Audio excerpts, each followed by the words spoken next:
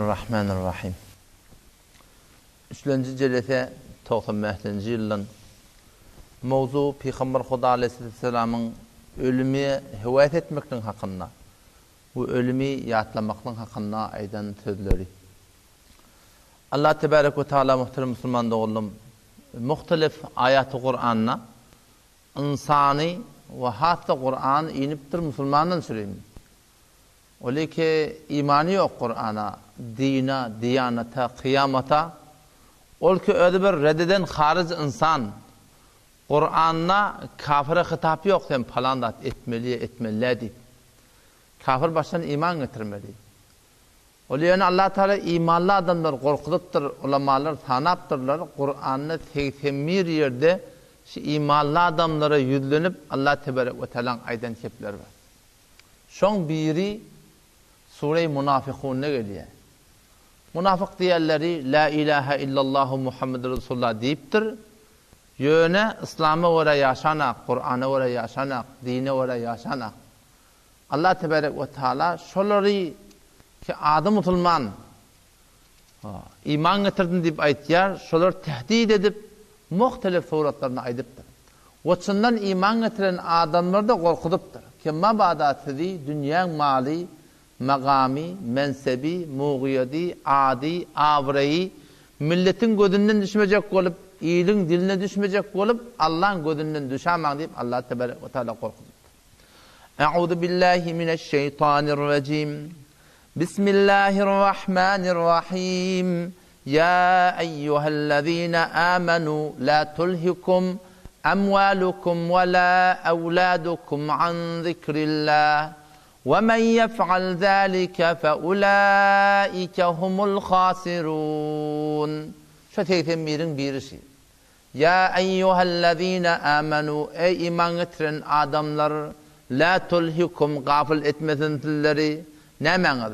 Emvalukum mallarınız ve la evladukum oğlunuz oğlunuz nämeden gafil etmesin? An zikrillah Allah'ın yatlamaklıktan Allah'ın aydanına uğra bolmaklıktan 5 vakit namaz cemaattan alqalmasın. Ya eyyühellezine amenu ey iman getiren adamlar la tulhikum siz gafil etmesin emvalukum mallarınız ve la evladukum oğlunuz oğlunuz an zikrillah Kur'an'a uğra bolmaklıktan gafil etmesin. Ve men yef'al zâlike her kim şeyde adı musulman şonun mali zenan oğlunuz yer yurdi Allah'ın adından yadından gafil edipdi. 5 vakit namaz cemaate gelebilene. Fe ulaike humul khasirun. Khas cemaati ki adam musulman şeydik gezip ya kat'an ziyan çekecek adamlar diye Allah Teala. Kat'an ziyan çekecek adamlar şöyle.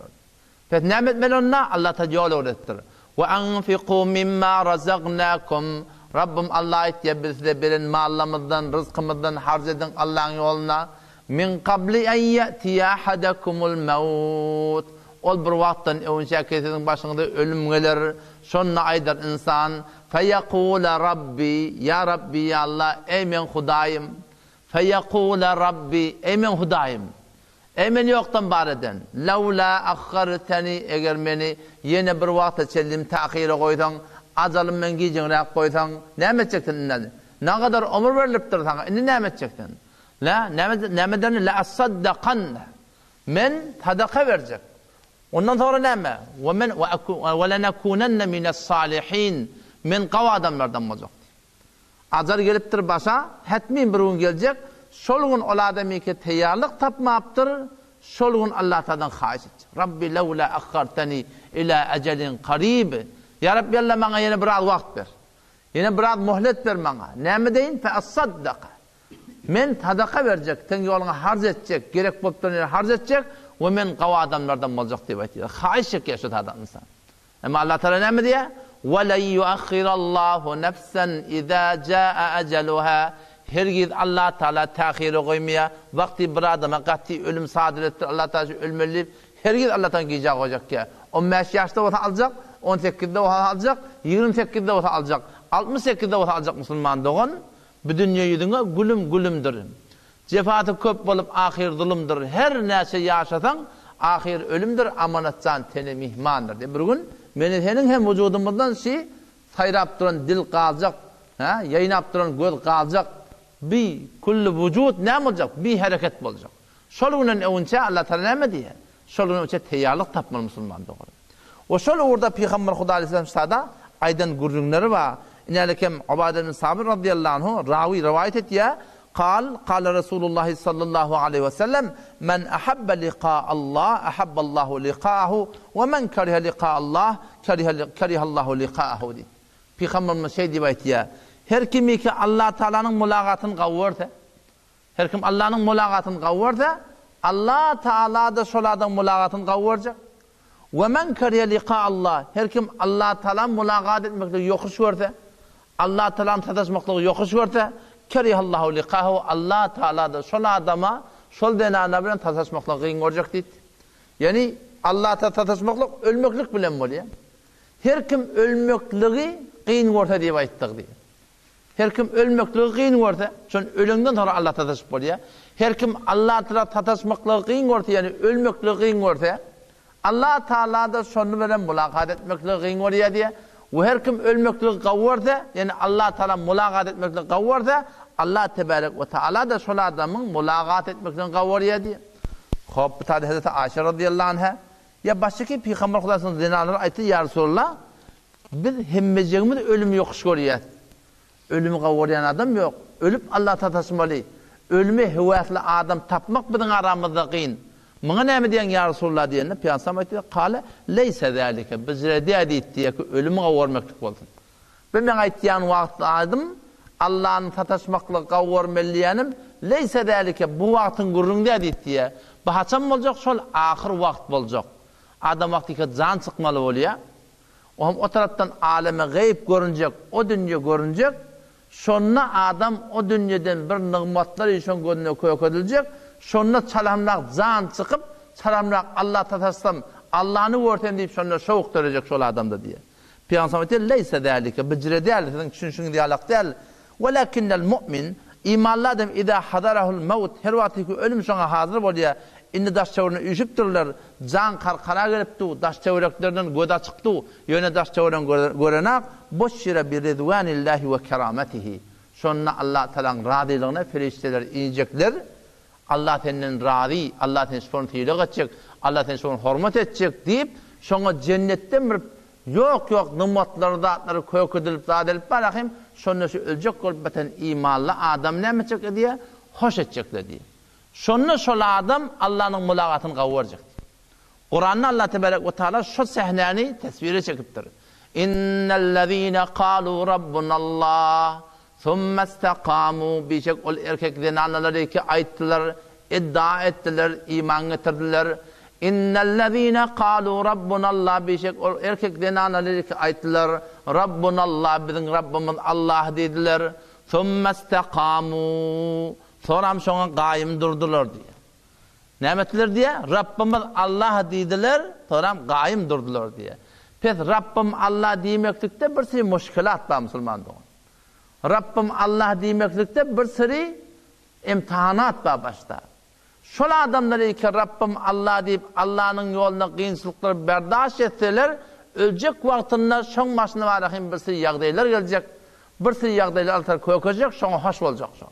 İnnellezîne kâlû rabbunallah, bişek erkeklerin anneleri ki ayettiler, rabbunallah, bizim Rabbimiz Allah. Thumme istakâmû, sonra şoňa gaýym durdular. Allah Tebarek ve Teala boşluk veriyor. Tetenezzelu aleyhimul melâike, ölecek bolanlar, ferişteler şoňa garşy inýärler, ölecek bolup duran adamlar. Ona aytýarlar, alla takafû, keten korkma, ve la tahsenû, narahatda bolmaň. وَأَبْشِرُوا بِالْجَنَّةِ الَّتِي كُنْتُمْ تُوعَدُونَ. O cenneti ketide boşluk verilýärdi. Şo bilen hoş bolan. Inalekem öwde cennet bar diýip ferişteler gelip diye boşluk berýärler diye. O ferişteler şunu aýtýarlar: "Nahnu awliyaukum fil hayatid dunya ve fil ahire." Biz sizin ýar-ýawaryňyz, biz sizin dostuňyzdyk, dünýede de ahiretde. Bularni bu dünýäniň gurungy. Ve lekum fiha ma teştehi enfusukum, inalekem janyňyz çykanda o dünýede sizin hewat eden dadyňyz bar. Ve lekum ma ted'un, hewat näme istesen Allah Teala berjek diýipdir. Bu mehmanyň kimin tarapyndan? Nuzulan min gafurir rahim. Şu bagşanda mehriban Allah'ın o dünyada tayarlaq koyan mehriban edi. Allah tebarek ve taala cennet yaradıptır. Cennet suat yaradıgılı ba, cehennem de suat yaradıgılı ba. Cennet kat'an şu 7 kat asmanın üstünde Allah tebarek ve taala 100 tabağa cennet koyuptur. Üstüne. Tabagaları bu dünyanın apartmanları yalak tabaga de. Belki her tabağanın arası ma beyne semai vel ard. Yer bilen asmanın arası ne kadar göğün? Göğünde yıldızlar görüyorsun. Yer bilen asmanın arasındaki yalak fasıla olacak tabağanın arasında 100 tabağa olacak. O zaman tabağasının iğni ne kadar olacak? وَسَارِعُوا إِلَى مَغْفِرَةٍ مِّنْ رَبِّكُمْ وَجَنَّةٍ ol bir cennete karşı siz konuşun diye Allah Teala arduha semavatu vel ard onun iğni cennetin iğni asmanlar bilen yer deyiptir. Yani 7 kat asmanı yapıştırmalı 7 kat asman olmalı üstüne yapıştırmalı onun eteğinden yine 7 kat yerde yapıştırmalı şu uzak asman bir nihayet asman 7 kat asman 7 kat yer olacak cennetin iğni diye. O ham şeyde bir iyirli cennet boyuna kadar olmalı. Tabakatta şu züre 100 tabaka cennet Allah tebarek ve taala şu tada yaratıktır asmanına şu vasılı. Her günde de avudallanıyor diye. Umumi cennet ba güne bir vata avudallanıyor diye. Hususi cennet ba cennetil firdevsiye ol güne 5 avudallanıyor diye. Teyyarlanıptı imanlı adamlardan çizim. Ne bilip zordan avudallanmasa? Kelle geliyen gurunşi adamda yekne vaktiden yadaya. Sen şu cengel qorağa gitsen bana. Bir gün gediyen, yarım gün gediyen, gideyle bollu da diyen. Hem sağ samanın bilen gitsen, sen şu 3 gün gedin şu tada. Bollu da iniyor gideylin diye. Ama cennet için adam yekne vaktiden yadaya. Cennet Allah'ta zor avudallat duracak. Adamlarda avudallanacak, bağlarda avudallanacak, hurgıylarda avudallanacak, denanlarda avudallanacak, çeşmelerde avudallanacak. Allah tebarek ve taala şol yaradan cennetini Kur'an'da öğüttür Müslümanlar. Fi cennetin naim duruşun nıgmat bulan bağlık deyiptir. İyini ki belli oldu. Bir nihayet cennetin bir beygine çıkıp da şeyle gözün görecin görüp de anırtını yetecek bolsan yaşlılıklar gözün göreci tökünecek, yaşlılık tökünecek ya diyor. Anırtı berti yok yatan bağlık şu. Neme bağ olsa şoňsunu tapalacak. Fi cennetin naim duruşun nıgmat bulan bağlıklar. O zaman şol bağlıklan aşağılarına neme bağ deyfen bağ aşağından akar akıp var ya diyorsun. Akarlar. 4 porum akar. Aslında akarın esli cennetil firdevs'tan niye? Şondan akıp tamam 100 tabağa cennetin bağlarının aşağından akarlar akıp var ya. 4 porum akar akıp var ya. Metelul cennetilleti vaidel muttakun. Ol bir cenneti ki Allah'dan korkuyanlara vaade veriliptir. Cennet kimin zayi? Allah'dan korkuyanın zayi. Halktan korkup Halık'a razı etmek ki Müslüman doğun. İyilin korkup dine vara bulmak ki Müslüman doğun. Cennet kimin zayi? Allah'dan korkuyanın zayi. Metelul cennetilleti vaidel muttakun. Ol bir cenneti ki Allah'dan korkuyan adamlara vaade veriliptir. Fiha anharun akarlar var sonra min ma'in gayri asin saf sada su vakıp var ya şakırdıklar hiç vakti bedbu olmaya ve anharun min leben süt akıp var ya diye. 1 litre, 2 litre, 1 tank, 2 tank ne kadar süt duymalı ki şol 7 kat asman 7 kat yerin üstünde süt aylanmalı. Ve anharun min lebenin lem yetagayyer ta'mu on tağım hiç vakti ütkemeye süt porsiyonuna biter nazır porsiyon. Ama cennetin suyu hiç vakti porsiyon. Ve enharun min hamrin akar akıp var ya arak şarap akıp var ya diye. Bu dünyanın kela portiyip ankıyıp varanak o dünyanın arağı. Ki içen adamın kaptanına oturup varanak yok. Leddetilli şeribin. İçen adamlara beter lezizdi. Beyza deyip Allah cennetin şarapları ak olacak. Beter içen adamlar leziz olacak. Ve enharun min aselin musaffa. Bal akıp var ya diye. Bal yarım kilo, 1 kilo, 2 kilo, 3 kilo de. Bal akıp var ya, akar akıp var ya ballan, o da saf sade ballan. Ve lehum fiha min kulli thamarat. Hevat eden mivan Allah tebarek ve teala şöyle koydu. İnne ashabel cennet bişek ehli cennet erkekten denanadan fi şugulin fakihun. Öz şugullarına, öz işlerine meşgul diye. Öyle işlerine ne mi dedi ki? Tefsirine geliyor İbn Abbas'ın tefsir ettir. Fakat kıyırla bilen. Kıyırlan kıyırlıklarına ayıracak. Fakat şol şeyle bir hoşluklar bilen meşgul olacak diye. İnne ashabel cennetil yevm fi şugulin fakihun. Hum örleri ve ezvacuhum zinanaları fi zilalin cennetin bağlarının kelevelerinin aşağına alel araiki tahtlanısına muttekiun qişar batiyler üstüne kaptallin birbirine kaplan batiyler lehum fiha fakiha hevat eden miwan var diyor. Hevat eden miwan var. Ve lehum ma yed'un o taraftan selam kavlen min rabbir rahim. Şu Allah tebarek ve taala ki gece günleri getirip tu şol Allah Teala salam verecekti ehli cenneti Müslümanlar. Şol cenneti ele getirmekle zahmet çekmeli. Vakti ki imanlı adam şu ahir demde ferişteler iğnenine o dünyanın tohfeleri koyakedilenine o dünyanın nimetlerin koyakedilenine şununla ahabbe liqa Allah Allah'ını mulakat etmekle hevat oluyor diye Allah. İnsan sonra. Ala sorurin mevzune cennetten kapatılacak o dünyada kabrın içine o tahtlar üstüne koyuluyor.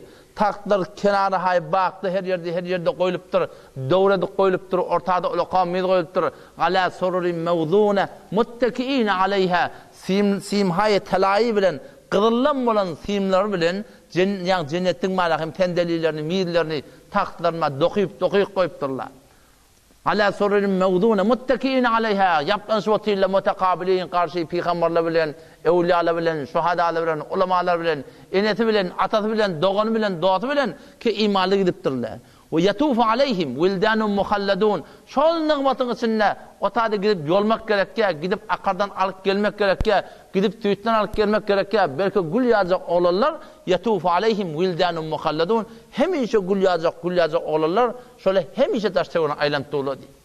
Ellerine tabaklar ve bir ekvabi ve abarika ve ka'sin min ma'in cennetin kuyudelerinden cennetin livalları bilen hal cennetin akarlarından getirip dururlar ma'agam içecek bosan medayı içecek bosan medayda içecek bosan bir ekvabi ve abarika ve ka'sin min ma'in la yusaddaun anha cennetin şarabını içerler diye la yusaddaun anha kelle ağır ondan tutmaya insan ve la yunzifun aklını ellen vermeye İçyerler piyan molyarlar yöne hiç vakti akıllı hoş ellen vermeye, kelle ağır tutmaya. Ondan sonra ve fakiyetin mimma yetekayyarun. Hevat eden mivan var etti. Hevat eden mivan. Ne mi hevat ettin? Ve lahmi tayrin mimma yeştehun. Bağlamasında kuşlar uçuk edip ya. Ne mi kuş hevat ettin? Allah'ın emrine kebap olup gelecek. Ve lahmi tayrin mimma yeştehun. Bu karın doydu tekmil vallahi. İnne Allah Teala hur gıyırları getirip vertir. Ve hurun ayin beden sefid. Ak yüzlü, karı gözlü, kaşı kara, kırfığı kara, kara saç, ak yüz. Şu porum Allah Teala avudan denanaları hur gıyırlar şu tadı yaradıktır. Çeşme ahuyi ve hurun ayin ke emthali lu'lu'il meknun. Aynı batırlı yatan morvari ihtiyalaktı. Ne kadar avudan bulmaz ola. وحور عين كأمثال اللؤلؤ المكنون بفاداش نعمة دركل برلي جزاء بما كانوا يعملون şu dünyada çeken zahmetlerde rekildi başladılar. La yesmaun fiha lagwa ve la ta'thima cennetiler cennette hiç bihude gurun yok otadı. Ve la ta'thima günahkarlık yok. Ve la kizzaba yalancılık yok. Ve illa namadle illa iza qila salaman salamati. Fakat salameti. Fakat hoşluk olacak Müslümanların. Vakti ki imanlı adam şol sahneni görenine ferişteler gelip du ve defeden marahim Allah'tan radicilik bilen keramat yok tilo hürmetleri onun gözünün önüne tasvire çekerler şonna fe ahabba liqa Allah ve ahabballahu liqa'ahu şonna şol adam Allah'ın mulakat etmekle kavuriye diyor ki hem nimet bir yeri Allah tebarek ve teala şol zatı mukaddes kişi yediğat atman yediğat yer aylap dura şonu görmeklik başka bir nimet şonna şol adam hevat etti diye şu denene hevat etti Allah'ın korkmam ka Allah Teala şonu şebenden görmeklige Allah tebarek ve teala da şonu hevat etti diye Müslümanlar bu bir tarafa kaziye o bir tarafa kaziye ne o innel kafir deyiptir ama kafir adam ya adam Müslüman bela nispet münafık adam ida hudira her vakti ki hazır edilir öldürülmeli bir inalekim dünyadan gidecek o zaman yok belalarda atlar koyulacak başına şonno o hamman yağdayı başta farm olacak. İnşallah onu Allah Teala tevfik versin ertasın inşallah eder. Vesselamu aleyküm ve rahmetullahi ve berekatuhu.